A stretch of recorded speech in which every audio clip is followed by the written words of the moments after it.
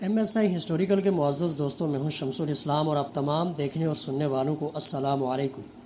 دوستو، اللہ تعالیٰ کے نیک بندے جو اپنی تمام تر زندگی اللہ کی بندگی اور اس کی عبادت کے لیے وقف کر دیتے ہیں، اللہ تعالیٰ جب چاہے اپنی خصوصی عنایت سے انہیں ولی ابدال اور غوث جیسے روحانی مراتب پر فائز کر دیتے ہیں، جہاں ان سے خارق عادات اور کشف و کرامات کا ظہور ہوتا ہے۔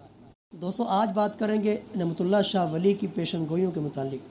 آپ سے گزارش، اگر آپ نے MSI ہسٹوریکل کو سبسکرائب نہیں کیا تو اس چینل کو سبسکرائب کر لیں اور ساتھ لگے گھنٹی کے بٹن کو بھی دبا دیں تاکہ ہماری نئی آنے والی ویڈیو آپ تک بآسانی پہنچ سکے۔ تو چلتے ہیں اپنے موضوع کی طرف۔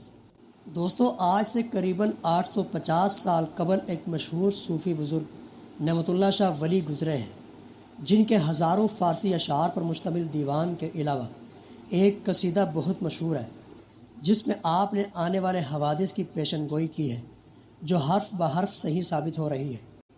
ناظرین گرامی، آپ پاکستان کے متعلق فرماتے ہیں کہ جب ہندوستان 2 حصوں میں تقسیم ہو جائے گا، انسانوں کا خون بے دریغ جاری ہوگا، شورش و فتنہ انسانی سوچ سے بھی زیادہ ہوگا، اور اکثر مسلمان ہندوؤں کے غیظ و غضب سے بے گھر ہو جائیں گے، یعنی مہاجرین کی شکل اختیار کر لیں گے۔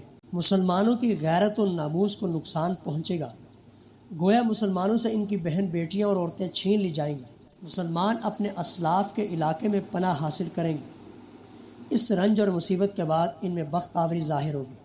پیارے دوستو، ہمیں یہ نہیں بھولنا چاہیے کہ پاکستان 10 لاکھ شہیدوں کے خون سے بنا ہے۔ 14 اگست 1947 کو پاکستان کا مرز وجود میں آنے کے ساتھ پاکستان آنے والے مہاجرین نے اپنے جان و مال کی قربانیاں دی ہیں، جبکہ مسلمان عورتوں کی بے حرمتی کی گئی۔ مسلمان مہاجرین کی پاکستان آمد پر بہار کا قتل عام ایک دردناک داستان اور خونی منظر پیش کرتا ہے، لیکن سرفروشان اسلام نے لاشوں کے ڈھیر اور خون کے دریاؤں کا نذرانہ پیش کر کے علامہ اقبال اور قائد اعظم کے خوابوں کی تعبیر دنیا کی سب سے بڑی اسلامی مملکت پاکستان کو حاصل کیا۔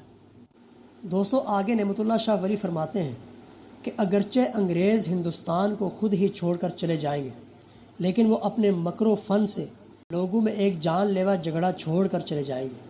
دوستو، قیاس و قرائن کے روح سے یہ جھگڑا مسئلہ کشمیر بھی ہو سکتا ہے، کیونکہ پاکستان کی آزادی سے لے کر آج تک مسئلہ کشمیر حل نہ ہو سکا۔ دوستو، اگر آپ کو یہ ویڈیو پسند آئی ہے، اس کو لائک اور شیئر کر دیں اور کومنٹ سیکشن میں اپنی رائے کا اظہار ضرور کیجیے گا۔ اللہ کریم کی بارگاہ میں دعا ہے کہ ہمارا پیارا پاکستان ہمیشہ شاد و آباد رہے۔ آمین یا رب العالمین۔